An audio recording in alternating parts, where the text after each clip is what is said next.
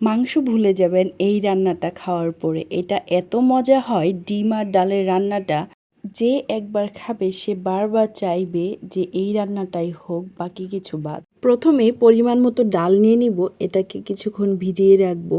এরপর নিয়ে নিব অনেকগুলো পেঁয়াজ। আমি এই চপার দিয়ে পেঁয়াজটা আমি চপ করে নিয়েছি, কারণ কাটাকাটিতে ঝামেলা লাগে আর আমার চোখে পানি চলে আসে। এরপর আমি একটা আলু নিব, আলুটা কুচি কুচি করে কেটে নিব। আমি যেহেতু অল্প রান্না করছি এর জন্য আমি একটা আলু নিয়েছি, এটাই যথেষ্ট আমার এই রান্নাতে। আলুগুলো কাটা হয়ে গেলে ডালটা ধুয়ে আমি প্রেসার কুকারে বসিয়ে দিব। প্রেসার কুকারে দিলে সুবিধা হয়, তাড়াতাড়ি হয় আর কয়েকটা সিটিতেই হয়ে যায়। প্রেসার কুকারে ডালের সাথে দিব পেঁয়াজ কুচি, আলু, আদা রসুন বাটা, হলুদের গুঁড়ো, মরিচের গুঁড়ো, ধনিয়ার গুঁড়ো, জিরার গুঁড়ো আর গরম মশলার গুঁড়ো।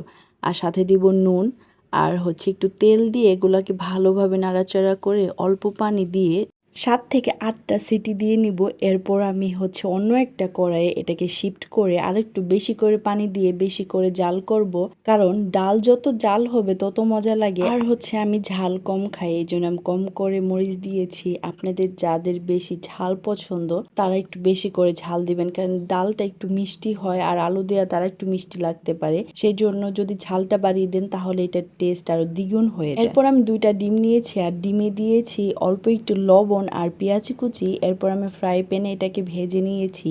এখানে আমি ডিমটা ভাজ করে পুরুত্ব বাড়িয়ে নিব, এতে ডিমের টেস্টটা বেড়ে যায় আর ভিতরে মশলাগুলো গেলে এটা একদম মাংসের মতো লাগে। ভাজ করা হয়ে গেলে ডিমগুলোকে আমি কেটে নিব ছোট ছোট করে।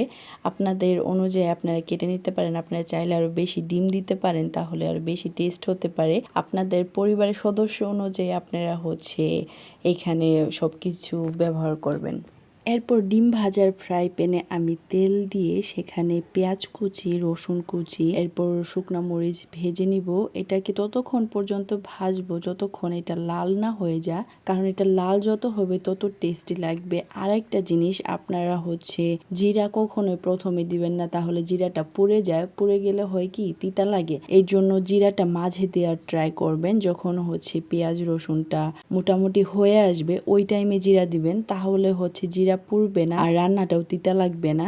এরপর আমি ডালটা দিয়ে দিব। ডাল দেওয়ার পরে আমি একটু টমেটো কুচি দিব। টমেটোটা আমি কাঁচাটাই দিব, কারণ এটা একটু শক্ত শক্ত থাকবে, তো যখন খাওয়ার সময় এটা বেশ লাগে। আর আমি লাস্টে একটু কাঁচামরিচ দিব, কারণ কাঁচামরিচের ফ্লেভারটা আসবে, এটা টেস্ট লাগবে। এরপর যে আমি ডিমগুলো কেটে রেখেছিলাম সেগুলোকে দিয়ে হালকা নাড়াচাড়া করে এটাকে রেখে দিব, কারণ এই মশলাটা যেন ডিমের ভিতরে ঢুকে। এরপর শেষে দিব গরম মশলার গুঁড়ো। এই তো সহজেই তৈরি মজাদার ডিম ডাল। আর কেমন লাগলো অবশ্যই কমেন্ট করে জানাবেন আর চ্যানেলটি সাবস্ক্রাইব করে দিবেন। Thank you.